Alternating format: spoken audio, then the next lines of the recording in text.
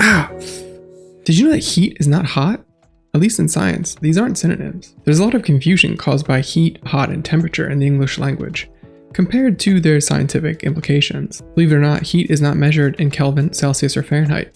Heat is measured in joules, and it's how something gains or loses energy. Sullivan and Spencer say that heat describes the transfer of energy between objects of different temperatures. An object can gain or lose heat, but it is not an intrinsic quality or property of the object itself. So what does my piping hot imaginary coffee contain if not heat? I was confused until I read about internal and thermal energy. Internal energy is the total energy of a system, and thermal energy is the total amount of kinetic energy in a system of particles. Going forward, we only need to consider temperature, heat, and thermal energy. Sorry, internal energy, but 4 is a crowd. You had a lot of potential though. If you remember, in our last video, we learned that temperature is the average kinetic energy, or energy of motion of particles. When we measure the temperature of the air, we measure its thermal energy, not its heat. Heat is the transfer of thermal energy from one object to another. For example, the higher thermal energy from the coffee transferred to the lower thermal energy in my face. But what if objects have the same energy? Well, then there's equilibrium, and no transfer occurs.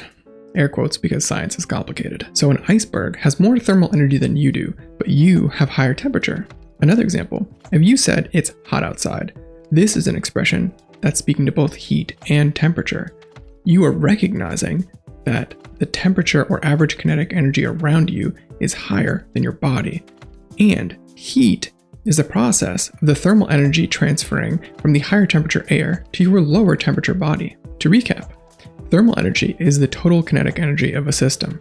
Temperature is the average kinetic energy of a system, and heat is a transfer of energy between systems. A big disclaimer is that these are simplifications, and different scientific disciplines will interact with these definitions in their own way.